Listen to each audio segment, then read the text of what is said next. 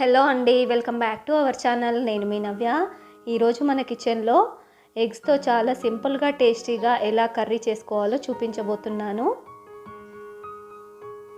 దానికోసం ఒక 5 ఎగ్స్ అయితే తీసుకున్నాను. అలాగే ఒక 4-5 పచ్చిమిర్చి కట్ చేసి పెట్టుకున్నాను. కొద్దిగా కొత్తిమీర, అలాగే ఒక 1 కప్పు వరకు ఉల్లిపాయ ముక్కలు ఇలా సన్నగా కట్ చేసి పెట్టుకున్నాను.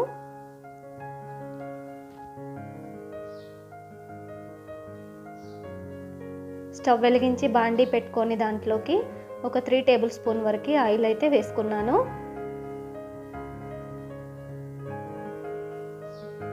ఆయిల్ హీట్ అయిన తర్వాత 1 టేబుల్ స్పూన్ జీలకర్ర, 1 టేబుల్ స్పూన్ ఆవాలు, అలాగే పచ్చిమిర్చిని కూడా వేసుకొని ఫ్రై చేసుకోవాలి. ఇవి కొద్దిగా ఫ్రై అయిన తర్వాత ఉల్లిపాయ ముక్కల్ని కూడా వేసుకోవాలి.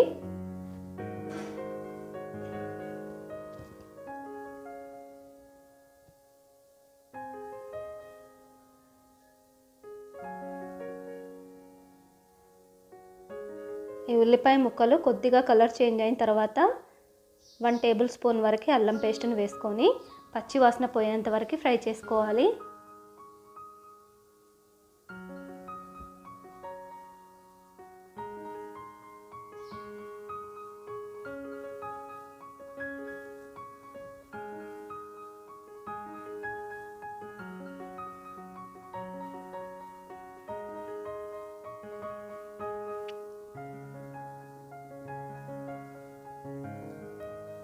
ఇప్పుడు దీంట్లోకి 1 టేబుల్ స్పూన్ వరకు పసుపును కూడా వేసుకోవాలి.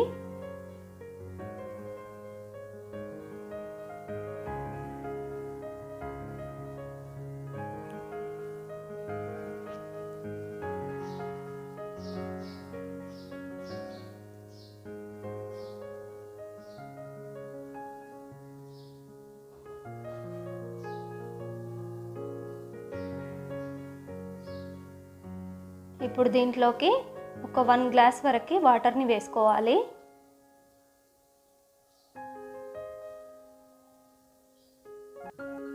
దీనిపైన మూతను పెట్టేసుకొని ఒక 2 మినిట్స్ ఉడికించుకోవాలి.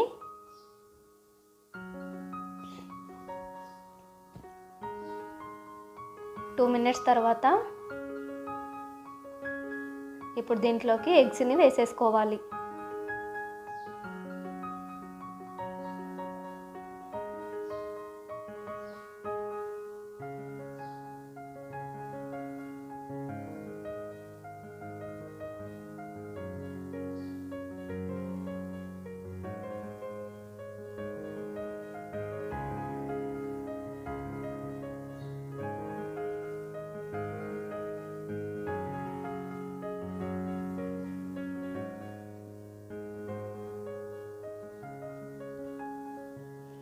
ఇప్పుడు అస్సలు కదిలించకుండా దీనిపైన మూతను పెట్టేసుకొని ఒక 5 మినిట్స్ సిమ్లో పెట్టుకొని ఉడికించుకోవాలి.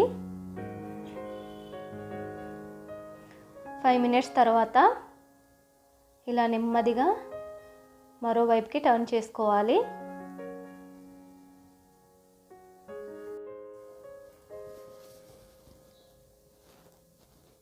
ఇలా అన్నింటినీ తిప్పి వేసేసుకోవాలి.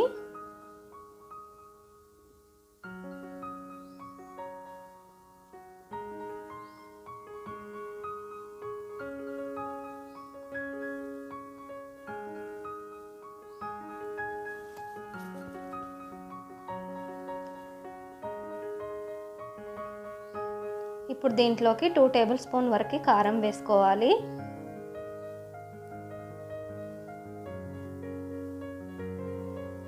అలాగే సాల్ట్ని కూడా వేసేసుకోవాలి. మీరు ముందుగానే సాల్ట్ వేసారంటే ఎగ్స్ మొత్తం చిదిమిపోతాయి. చివర్లో వేసుకుంటే అలాగే ఉంటాయి ఎగ్స్.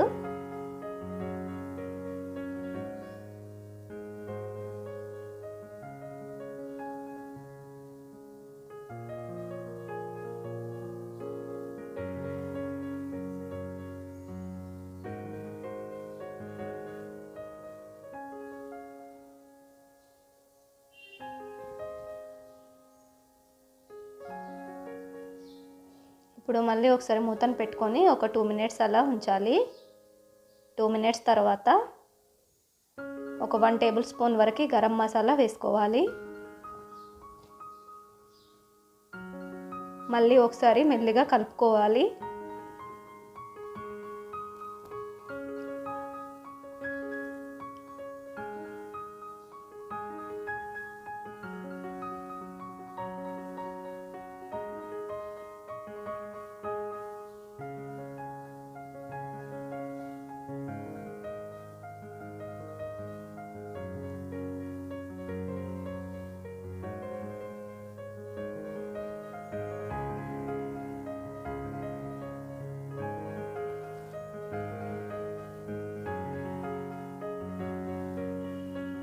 ఇంతేనండి, మన కర్రీ అయితే రెడీ అయిపోయింది. ఇప్పుడు చివరిగా కొత్తిమీరని గార్నిష్ చేసుకున్నారంటే చాలా చాలా బాగుంటుందండి.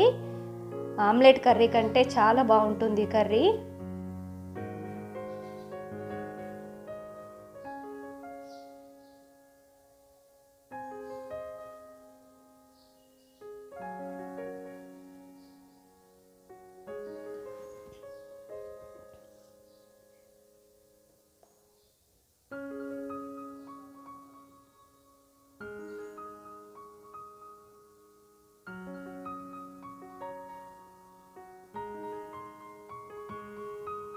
ఇప్పుడు స్టవ్ ఆఫ్ చేసుకొని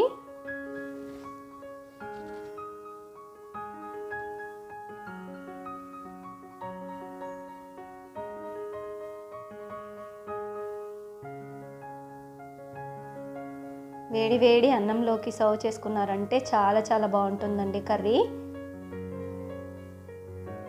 మన చిన్నప్పుడు అమ్మ వాళ్ళు ఇలాగే చేసేవాళ్ళండి. నాకు చాలా గుర్తుంది ఈ కర్రీ.